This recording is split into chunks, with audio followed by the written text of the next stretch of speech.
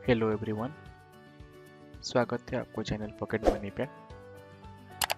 आज हम डिस्कस करेंगे पी रेशियो के बारे में। इसको टीटीएम पी भी बोला जाता है। टीटीएम का मतलब है ट्रेलिंग 12 मंथ्स। सो पी रेशियो आपको एक क्वालिटी स्टॉक ढूंढने में बहुत मदद करता है। टीटीएम पीई इसलिए भी बोला जाता है क्योंकि 4 क्वार्टर या 12 मंथ्स का अर्निंग पर शेयर कंसिडर करा जाता है। सो पी में पी का वैल्यू कैसे निकालेंगे? सो पी हो गया last traded price. So last traded price Google search करके हम निकाल सकते हैं कि लास्ट ट्रेडेड प्राइस कैसा था, या मनी कंट्रोल या एनएससी या बीएससी का वेबसाइट से भी निकाल सकते हैं। अभी आ गया ई। ई है अर्निंग पर शेयर। सो अर्निंग पर शेयर क्या होता है? अर्निंग पर शेयर ये होता है कोई कंपनी का कितना अर्निंग हुआ आफ्टर टैक्स। सो जनरली इसको बोलते हैं प्रॉफिट आफ्टर टैक्स। कंपनी का कितना प्रॉफिट हुआ गवर्नमेंट को सब टैक्स पे करने के बाद, divided by number of shares. Company का कितना शेयर है।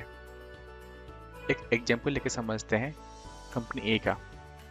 मान लीजिए कंपनी ए है और उसका एग्जांपल लेते हैं।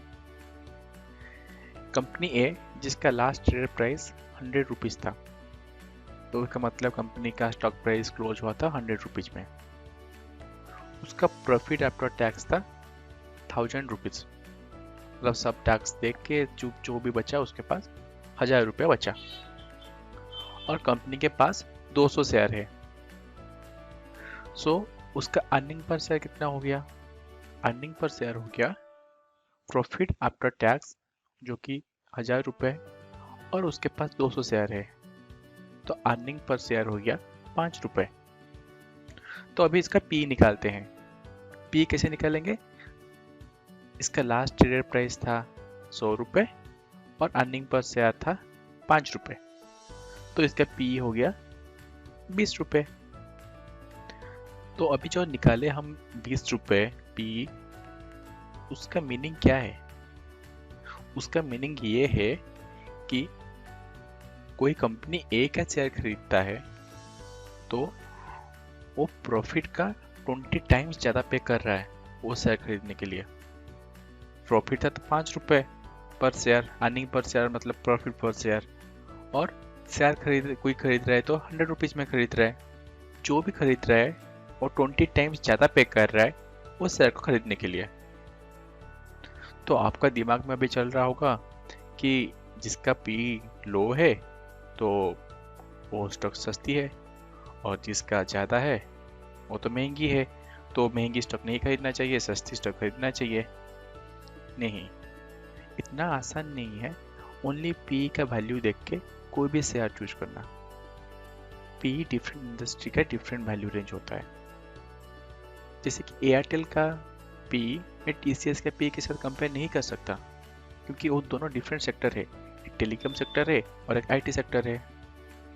एक एग्जांपल के तौर पे मेटल स्टॉक का पी रेशियो अक्सर एफएमसीजी स्टॉक का पी रेशियो से सस्ती है। तो उसका मतलब ये नहीं कि कोई मेटल स्टॉक एफएमसीजी स्टॉक से सस्ती है। तो क्वेश्चन ये आता है कि कंपनी ए का शेयर खरीदे या नहीं जिसका पी 20 था।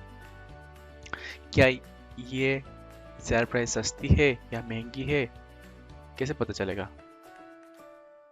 सो उसको निकालने के लिए हमको क्या करना पड़ेगा? हमको दो चीज कंपेयर करना पड़ेगा।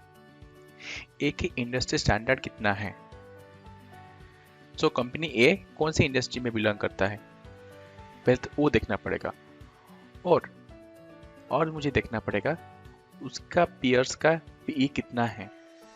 कंपनी ए का क्या क्या पीयर है और उन लोगों का पीई कितना है, उसको कंपेयर करके मैं बोल सकता हूँ कंपनी ए सस्ती है या महंगी है, और उसके हिसाब से मैं डिसाइड करूंगा उसको खरीदूंगा या नहीं। यहाँ पे है टिकट टेप साइट। यहाँ जाके हम सर्च कर रहे हैं टाटा कंसल्टेंसी सर्विसेज, तो उसका पी देखेंगे कितना है। टीसीएस का पीयर का पी कितना है, तो उसका जो कॉम्पिटिटर है उन लोगों का पी कितना है और इंडस्ट्री पी कितना है। यहाँ पे आप देख रहे हैं सेक्टर पी 37 है। और यहाँ पे मैं पीयर के टैब में जाता हूँ तो जो भी कॉम्पिटिटर है आईटी सेगमेंट में जो भी उसका पीयर है तो उन लोगों का पी कितना है। तो यहाँ पे हम देख रहे हैं कि HCL टेक्नोलॉजी का पी कम है। तो यहाँ पे मैं बोल सकता हूँ कि HCL टेक्नोलॉजी थोड़ी सस्ती है देन TCS।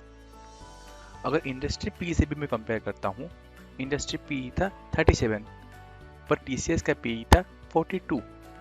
तो ये मैं बोल सकता हूँ कि TCS इंडस्ट्री का पी से महंगा है। ये वीडियो में हम देखे पी क्या होता है और इसको कैसे कंपेयर करेंगे। इतना ही था ये वीडियो में, फिर मिलेंगे अगली वीडियो में। अगर आप सब्सक्राइब नहीं किए हैं तो click on subscribe button and like the video. Thank you for watching.